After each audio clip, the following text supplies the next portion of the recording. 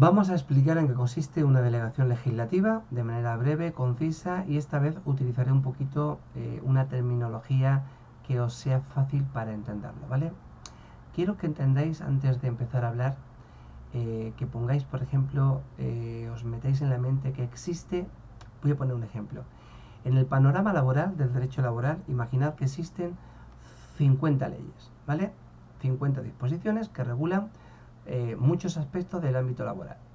El derecho de los pescadores, el derecho de los mineros, el derecho al trabajo de los niños, el derecho de la mujer ama de casa, autónomos, vale, miles de conceptos dentro del ámbito del derecho laboral.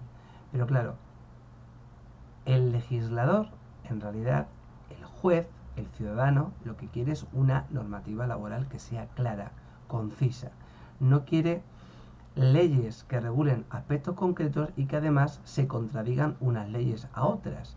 Eso crea un panorama que confunde al ciudadano y que provoca en el juez incluso hasta decisiones judiciales contradictorias según al juzgado en el que vas. Entonces, si queremos aclarar este concepto o aclarar este panorama, se le pide a las Cortes Generales pues que lo hagan, pero las Cortes Generales funcionan muy lentas.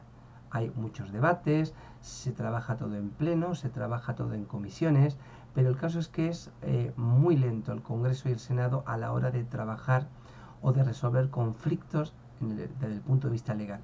Entonces, las Cortes Generales, a través de una ley de bases o una ley ordinaria, ya veremos, ¿vale?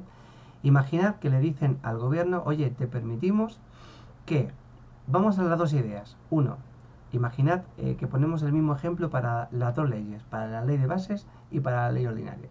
Entonces, la ley de bases le permite al gobierno para articular, es decir, crear un texto en el que se vea artículo 1, artículo 2, artículo 3, artículo 4, ¿vale? Y aclárame en un solo texto todo el panorama laboral que existe.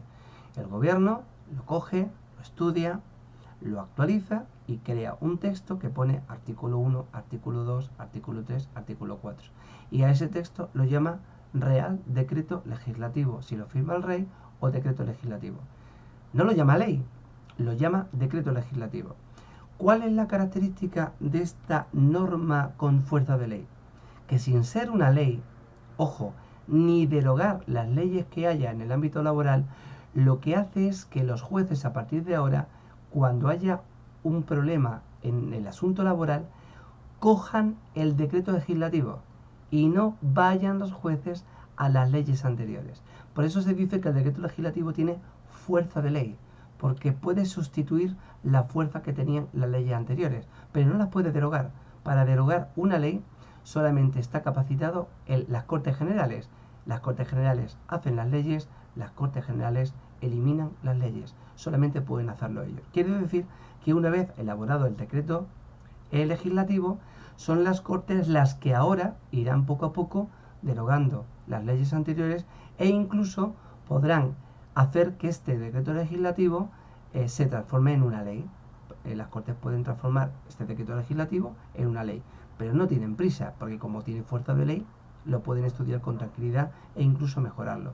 Pues recordad, la diferencia es que si utilizo el término ley de bases, quiere decir que permito al gobierno articular un texto articulado, artículo 1, artículo 2. Si queréis, si lo que utilizo es una ley ordinaria, entonces no permito al gobierno hacer un texto articulado. Lo que le permito hacer es un texto refundido.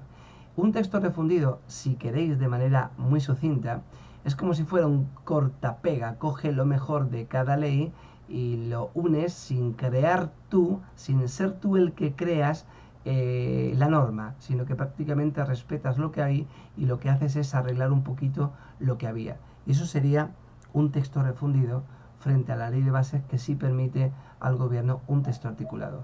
Y a esto le llamamos delegación legislativa, es decir, la posibilidad que tiene el gobierno, previa autorización de las Cortes Generales por una ley de bases o por una ley ordinaria, de crear un texto articulado o un texto refundido que la característica que tienen es que se llaman decreto legislativo y tienen fuerza de ley y permite a la sociedad y lógicamente a los jueces y a todo el mundo tener las normas con respecto a un asunto concreto, yo os he hablado del asunto laboral, pues tener esas normas de manera claras y permitir una convivencia y una resolución de conflictos pues más tranquila, ¿no?